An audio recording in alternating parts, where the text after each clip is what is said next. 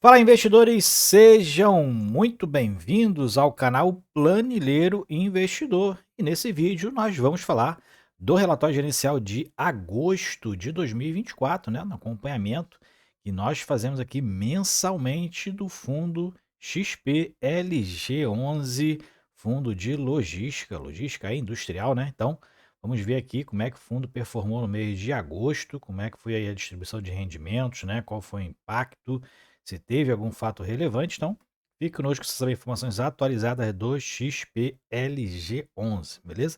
Fundo, inclusive, que eu tenho em carteira. Mas antes de mais nada, queria pedir que você se inscrevesse aí no canal, né? Ajudasse a gente a distribuir essas informações aí pelo YouTube também. Deixasse o seu like também é muito importante para a gente, tá? Esse relatório gerencial também o link do nosso grupo do Telegram estará na descrição desse vídeo. Vamos lá então, vamos falar aqui do XPLG11, esse que é um fundo, né, do ramo industrial e logístico, tá? Fundo aí classificado pela Ambima como fundo da área logística, tem desde junho de 2018, então um fundo que tem 6 anos aí de mercado, né? O código de negociação XPLG11, mais de 3,3 bilhões de patrimônio líquido, é o patrimônio líquido do fundo. O fundo tem uma alavancagemzinha, tem uma dívida, então os ativos acabam ultrapassando mais do que esse valor aqui. Então, um fundo de quase 4 bi em ativos, né? São quase 350 mil cotistas. Então, como eu já falei, eu sou cotista do fundo. Meu filho mais novo também tem cotas do XPLG11, fundo de gestão ativa do ramo logístico. XP Vista é a gestora administrada pela Vortex DTVM, paga a menor taxa aqui, provavelmente, já que é um escalonamento aqui de acordo com o patrimônio, né? Então, o fundo provavelmente paga 0,75% e também prevê uma taxa de performance daquilo que excedeu o benchmark, paga-se 20% aí, então, de taxa de performance. Essa taxa que ela não vem, né, especificando no relatório, né, não vem ali o acompanhamento dos seus cálculos, né, meio obscuro para o cotista. Bom, vamos lá então. O fundo aqui fala que anunciou então mais um provento de 78 centavos. Estão repetindo aí os proventos uniformizados, né, que o fundo tem distribuído. O fundo está distribuindo um lucro de ganho de capital, né, que teve aí, ali, se eu não me engano, em julho ou em junho do GTLG11. Foi aí próximo ao final do primeiro semestre, né? E então o fundo aí está com uma distribuição uniformizada, o resultado um pouquinho menor e uma distribuição uniformizada. O fundo que anuncia seus proventos no último dia útil do mês, então anunciou no dia 30 de agosto esse provento, um provento que, pegando ele aí anualizado daquilo que o fundo tem distribuído, está distribuindo então 9% de dividendo, tá? Isento de imposto de renda, e a cota encerrou a 103,24, mas nesse início de segunda quinzena de setembro, está ali em torno de R$ 101, tá? O pagamento é no 10º dia útil, então pagou no dia 13, né, na última sexta-feira. Ele fala aqui dessa uniformização na distribuição. A gente vai ver a expectativa que o fundo tem de distribuição, né? E o que ele tem distribuído aí em relação ao resultado. Ele fala aqui ainda da inadimplência da empresa Dia, 4,1% de inadimplência total no mês de agosto, sendo que 2,4% dessa empresa Dia que tem pago o aluguel de um dos centros de distribuição que ela ocupa e o outro tem aí, não tem honrado as suas obrigações, tá? O fundo está com a questão ainda das medidas, né? Provavelmente de despejo, né? Então, nesse CD aqui, Ribeirão Preto, essa empresa está inadimplente. E os outros aí são 3 locatários, está em tratativas aí de acerto, né? De saneamento, representa 1,7% da receita do fundo.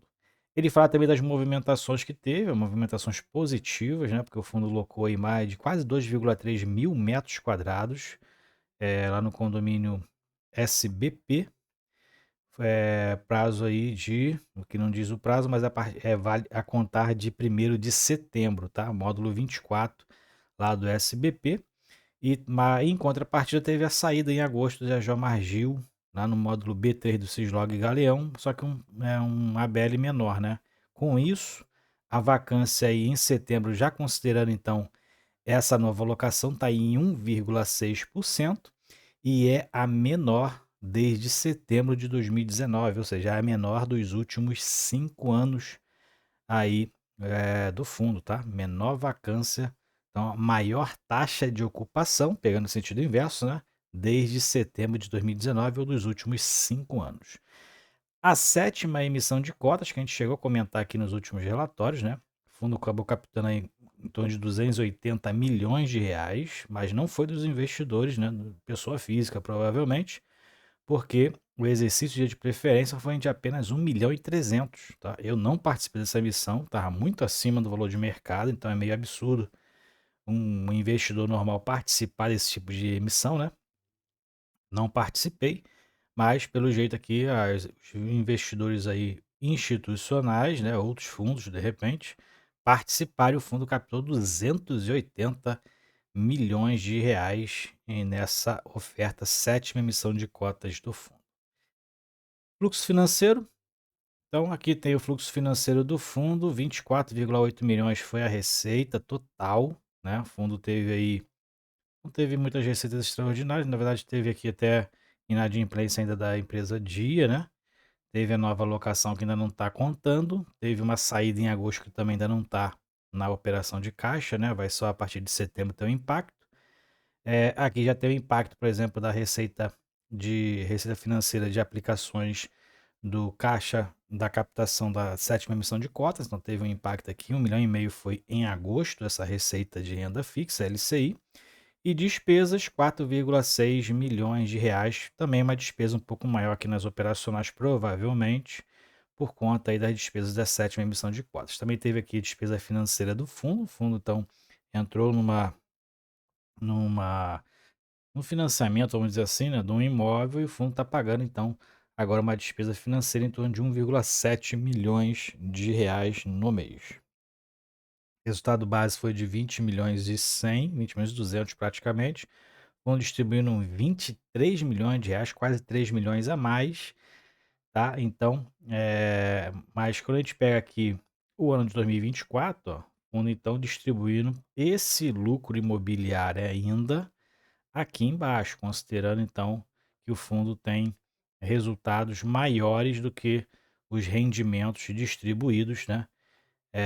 Por conta dessa distribuição desse ganho de capital aqui que teve da venda aí das cotas do GTLG. Então, fundo dentro de uma realidade sem considerar esse lucro imobiliário, com uma expectativa de distribuição menor do que 78 centavos, tá? Girando ali em torno de 72, 70, 72 e 70 centavos.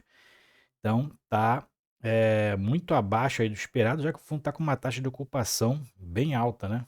Então, uma das maiores aí do mercado.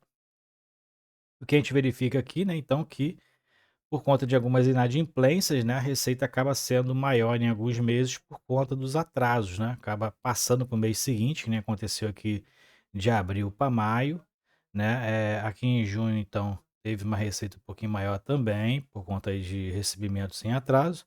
E aqui em julho teve uma despesa, uma receita um pouco maior, também por conta de algum ganho de capital. Aqui também a gente verifica, né, que eu acho que o GTLG foi mais ou menos por aqui.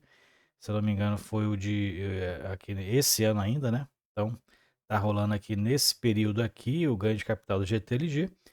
E então o fundo com uma realidade um pouquinho abaixo. Ó, o resultado do fundo está em torno de 68 centavos, né? Então, eu acredito que dentro sem a distribuição desse lucro imobiliário do fundo, né, a receita hoje, a distribuição hoje do fundo estaria em torno de 70 centavos, tá? Então, bem abaixo do que o mercado está precificando, no meu entender, né, em comparação com os outros fundos da mesma linha, do mesmo segmento, está precificando aí próximo já aos R$ 100 por conta desses resultados que o fundo tem apresentado.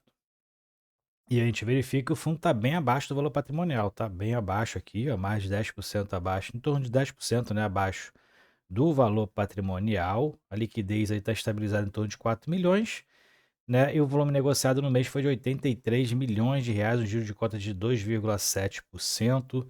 Rentabilidade foi positiva, né? Em torno de 0,11%, bem abaixo aqui do IFIX, né? Mas dentro ali dentro de uma normalidade, de uma estabilidade em seu valor de mercado. Teve uma queda agora em setembro, né? Provavelmente por causa do resultado apresentado nesse mês de agosto.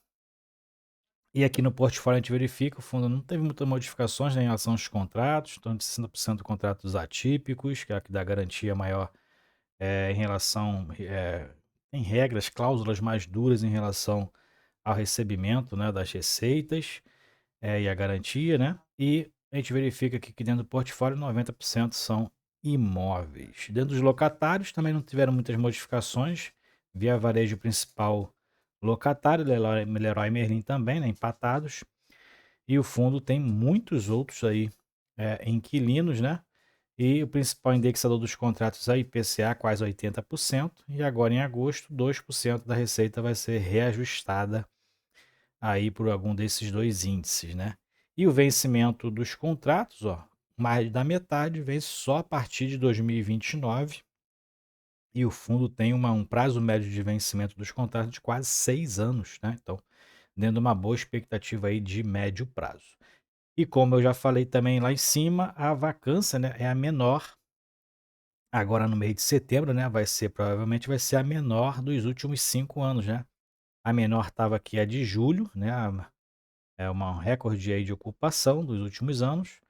Eu acho que aqui desde, se eu não me engano, esse percentual aqui é desde o início da pandemia, né, desde abril ou março de 2020, e se ficar aqui fixar em 1,6% como está agora, vai ser a menor desde setembro de 2019. E mais para baixo, vamos ver se teve algumas modificações. Não tiveram modificações aqui em relação ao portfólio na questão geográfica, né? São 6 estados. Os condomínios logísticos são 18 condomínios, 172 módulos performados. Tem um empreendimento ainda em construção, uma parte dele em construção. É mais de 1 milhão de área construída, tá? Se eu não me engano, é o maior fundo logístico em área bruta locável. São 57 locatários, lá em inadimplência está um pouquinho alta, 4,1, e a vacância física e financeira aqui estão nesses percentuais, na vacância financeira de 1,6%. Atualmente, a vacância física em setembro também vai para esse patamar. Aqui são todos os imóveis, o fundo, como eu sempre cito, a maioria são de participações integrais, o fundo tem a totalidade dos imóveis, como está aqui, ó. Então, a maioria tem 100% pertencente ao fundo, tá? Maioria aí 100% pertencente ao fundo, e são 18 condomínios logísticos, então, como a gente falou, e um está em fase final aí, praticamente de entrega, né? Estava ali no último módulo aí sendo construído, desse imóvel aqui de extrema, o especulativo extrema, que inclusive já tem até parte aí locada, né? Já que é um condomínio, um grande condomínio logístico aí também do fundo. Esse aqui é o detalhamento dos contratos, tá? São diversos contratos, são 57 inquilinos, como a gente viu.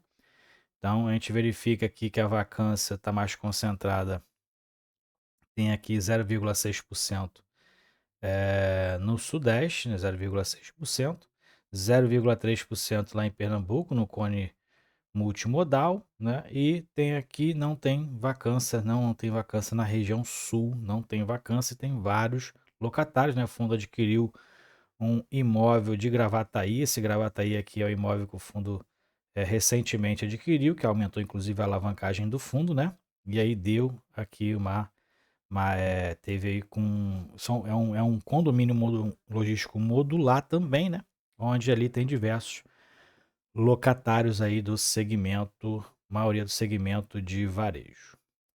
Vamos ver mais para baixo o que o fundo diz ainda, né? Então, foram os fatos relevantes da nova alocação que a gente já citou lá em cima, depois você pode ver o detalhamento. Aí aqui é a alavancagem que o fundo tem atualmente, né? Então, o imóvel de Gravataí acabou aumentando um pouquinho, né?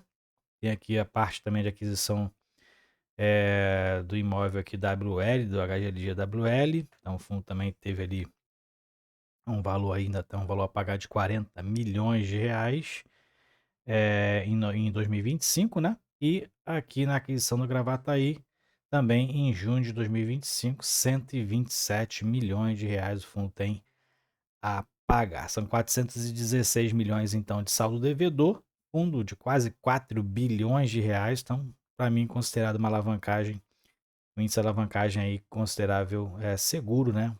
E baixo, o tamanho do fundo atualmente, e o fundo aí expandindo, então, seu portfólio, um grande fundo, né? Com mais de 1 milhão de metros quadrados de área bruta locável, se não me engano, é um dos maiores aí do Brasil.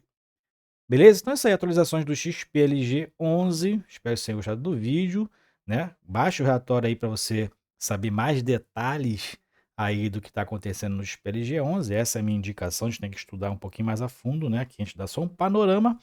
E não deixe de se inscrever aí no canal. Até o próximo vídeo. Tchau, tchau.